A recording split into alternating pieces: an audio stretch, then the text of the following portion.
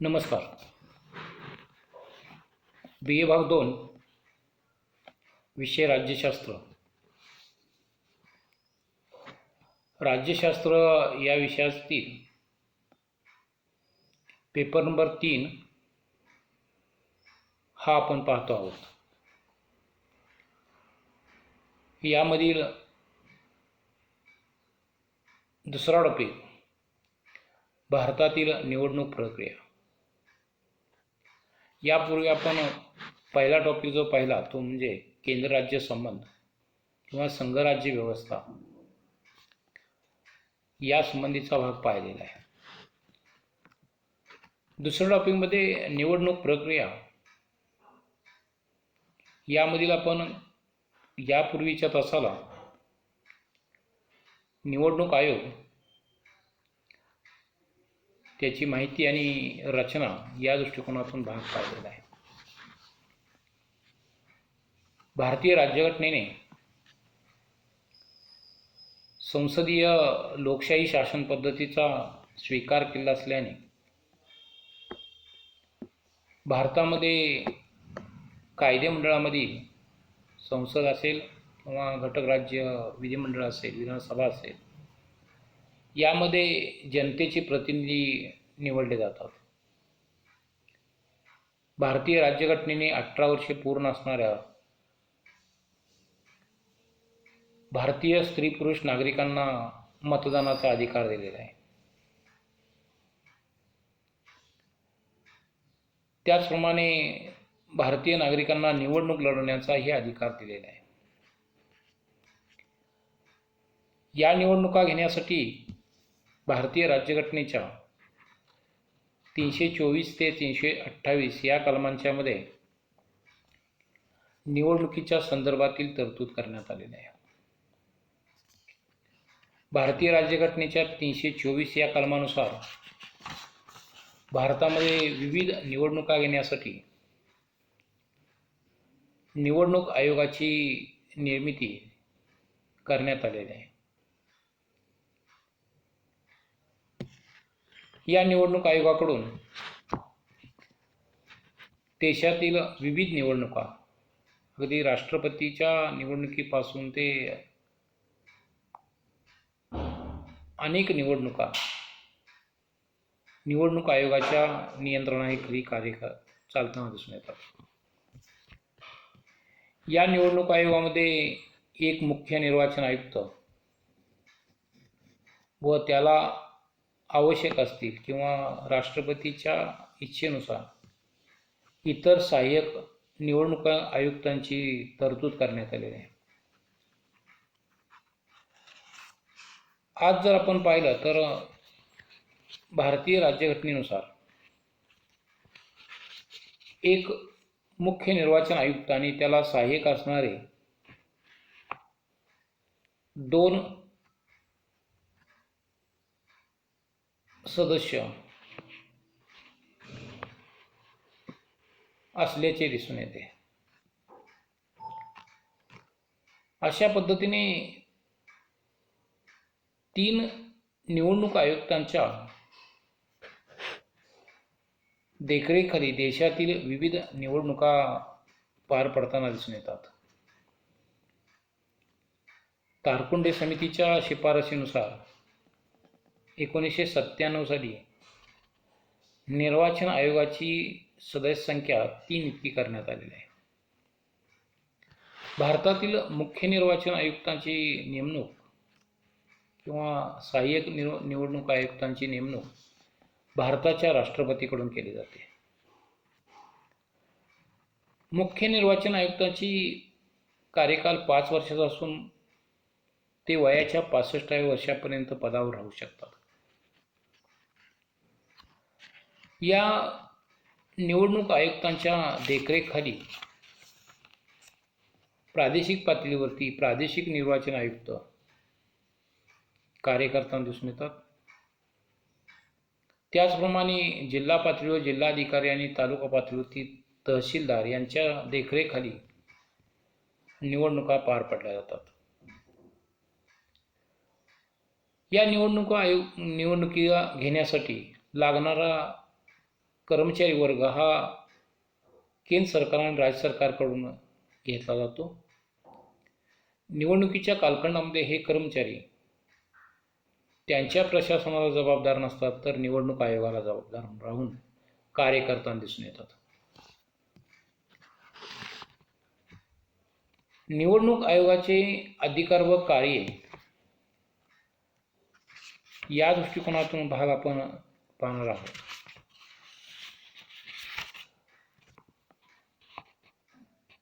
पहिलं कार्य आहे निवडणूक आयोगाचं, ते म्हणजे मतदारांच्या याद्या तयार करणं.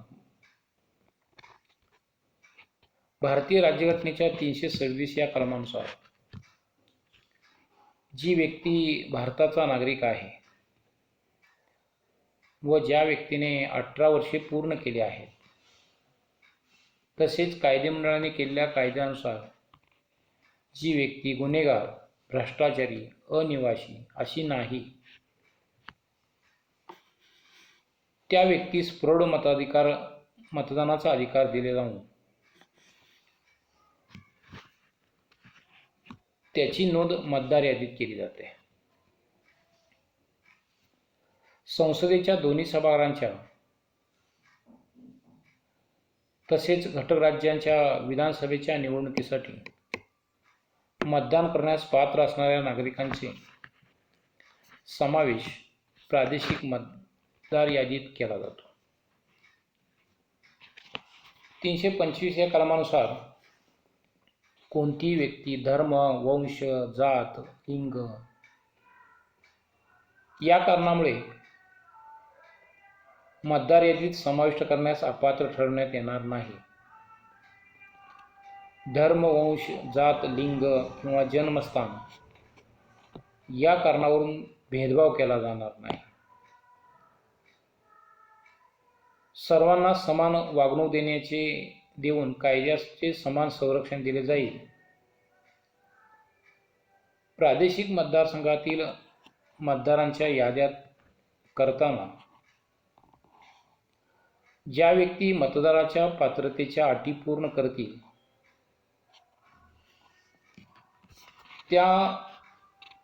त्यांना मतदार म्हणून नोंदवण्यात येईल. योग्य व अचूक मतदार याद्या तयार करणे हे जरी निर्वाचन आयोगाचे काम असले तरी प्रत्यक्षात राज्यातील अधिकारी मतदार याद्या तयार करताना पक्षपाती करतात आणि अपात्र व्यक्तींना मतदार म्हणून प्रौढ मतदानाचा अधिकार देतात. याबाबतच्या तक्रारी हरियाणा, पश्चिम बंगाल, आसाम, सिक्कीम या राज्यांच्या मतदार याद्यांसंदर्भात झालेल्या आहेत.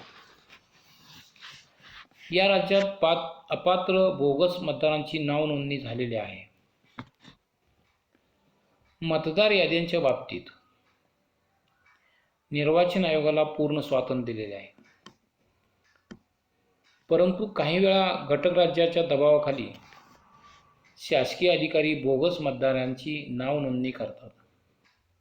अपात्र, निवासी, गुन्हेगार, कोर्टाने नादार ठरवलेले व्यक्ती, अपूर्ण वय इत्यादी स्वरूपाच्या व्यक्तींची मतदार यादीत नोंद होते. काही वेळा एकच व्यक्ती एकापेक्षा जास्त ठिकाणी मतदार म्हणून नावाची नोंदणी करते. तेव्हा अचूक, योग्य व अपात्र मतदारांची नोंदणी करणे आणि मतदार याद्या अद्ययावत तयार करणे ही जबाबदारी निर्वाचन आयोगाला पार पाडावी लागते. या नाव नोंदणीच्या कार्यात न्यायालय कोणताही हस्तक्षेप करीत नाही. मतदारांच्या नावाची नोंदणी करण्याबाबतचे निवेदन निर्वाचन आयोग वृत्तपत्र, आकाशवाणी, दूरदर्शन या माध्यमाद्वारे प्रसारित करीत असते. दुसरं जे कार्य आहे निर्वाचन आयोगाचं ते म्हणजे निवडणुकांचे संचालन करणे. सार्वत्रिक निवडणुका घेणे, त्यासंबंधी तयारी करणे,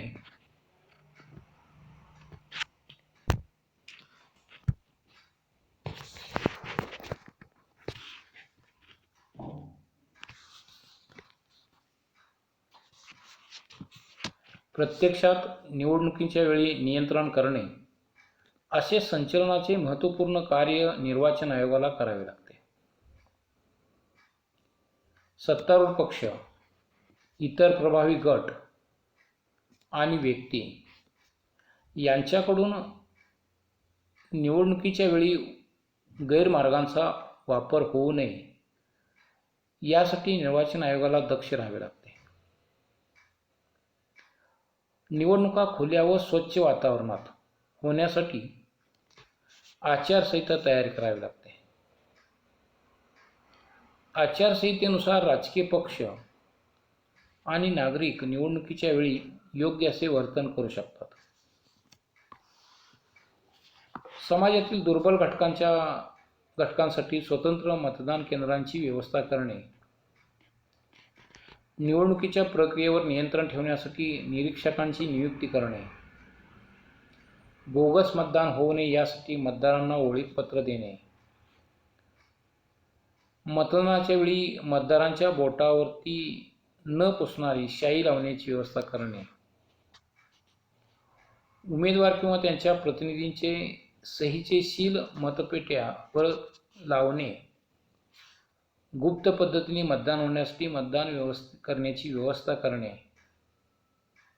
मतपत्रिकेची घडी योग्य प्रकारे घालणे इत्यादी कामे निर्वाचन आयोगाला करून घ्यावी लागतात. मुख्य निर्वाचन आयुक्त, उपनिर्वाचन आयुक्तांच्या व निर्वाचन आयोगाच्या सचिवाच्या सहकार्याने निवडणुकीचे संचालन करीत असतो. तिसरं जे कार्य आहे ते म्हणजे निवडणुका रद्द करणे. निर्वाचन आयोग केवळ निवडणुका घेण्याचेच कार्य करीत नसून झालेल्या निवडणुका रद्द करण्याचे कार्यही करीत असते. निवडणुकीच्या वेळी गैरमार्गांचा किंवा गैरप्रकार घडला असेल तर अशावेळी निर्वाचन आयुक्त ती निवडणूक रद्द करू शकतो आणि नंतर योग्य अशा वेळी तो फेरनिवडणूक किंवा पोटनिवडणूक घेऊ शकतो. मतदानाच्या वेळी मतदारांच्यावरती दडपण आणणे, बोगस मतदान करणे, मतदान केंद्रावरती हल्ला करणे, मतदान केंद्र ताब्यात घेणे, मतपेट्या पळविणे,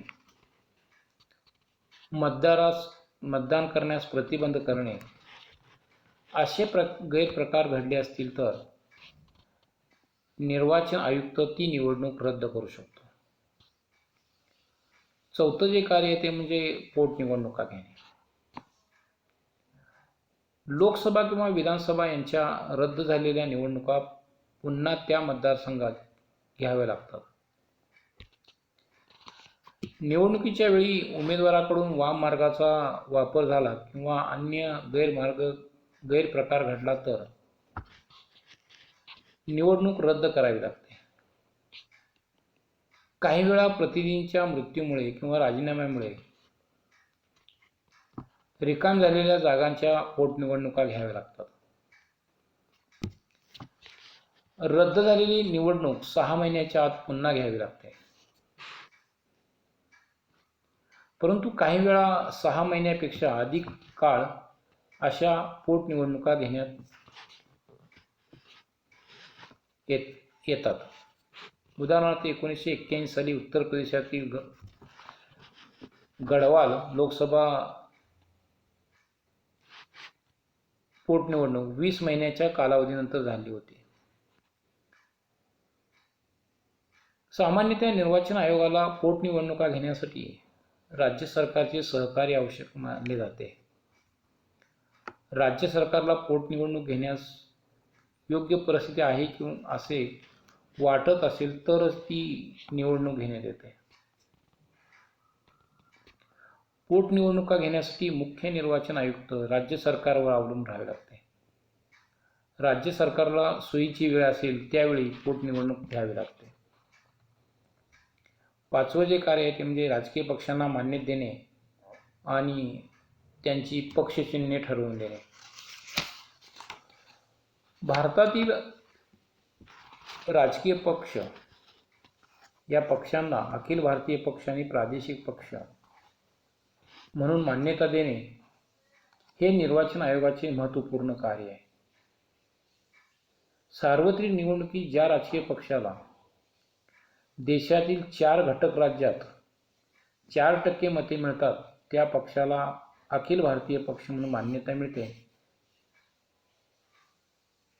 तसेच ज्या राजकीय पक्षाला एखाद्या घटक राज्यात सार्वत्रिक निवडणुकीत 4% मते मिळतात त्या पक्षाला प्रादेशिक पक्ष म्हणून मान्यता मिळते.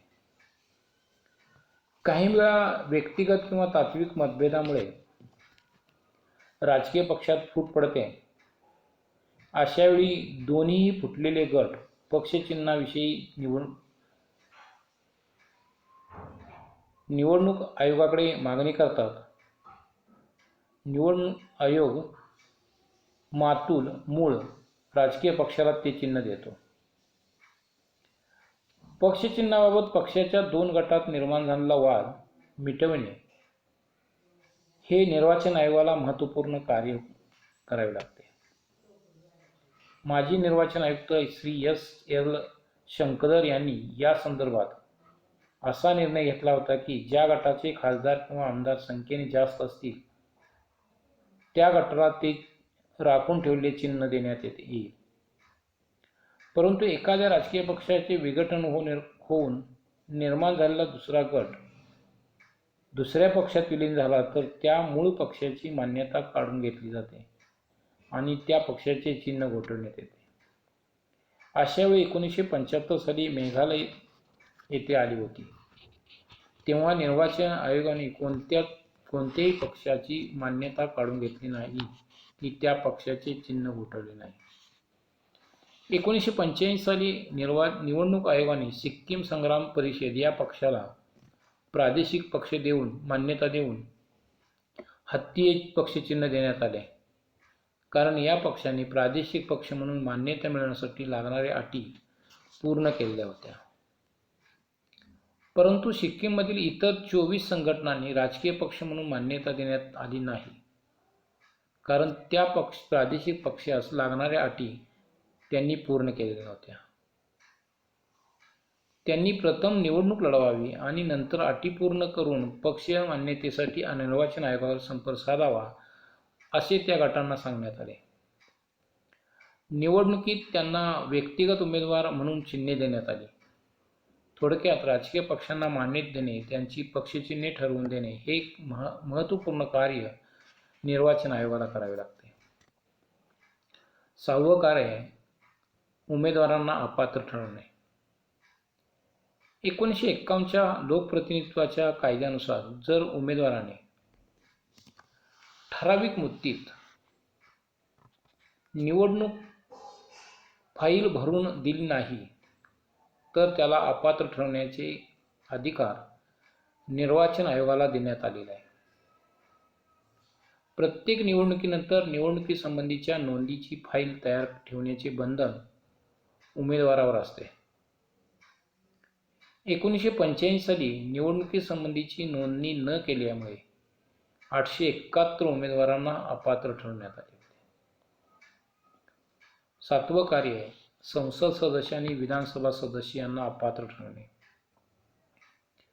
संसदेच्या कोणत्याही सभागृहाचा किंवा विधानसभेचा एखादा सदस्य अपात्र आहे हे ठरवताना राष्ट्रपती निवडणूक आयोगाचे मत विचारात घेऊन निर्णय घेतो. राज्यघटनेच्या कलम 102 प्रमाणे एखादा सदस्य अपात्र ठरत असेल तर त्यासंबंधी निर्वाचन आयोग राष्ट्रपतीला सल्ला देतो. 1951च्या लोकप्रतिनिधित्वाच्या कायद्यानुसार संसद सदस्यास पुढील अनेक कारणांच्यामुळे अपात्र ठरवण्यात येते. पहिला मुद्दा येतो तो म्हणजे निवडणुकीतील भ्रष्टाचाराबाबत न्यायालयाने आणि निर्वाचन आयोगाने दोषी ठरवल्यास. 2.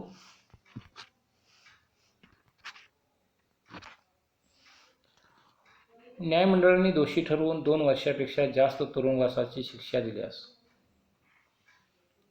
3. निवडणुकीतील झालेल्या खर्चाचे हिशोब योग्य वेळेत व योग्य पद्धतीने दिले नसल्यास.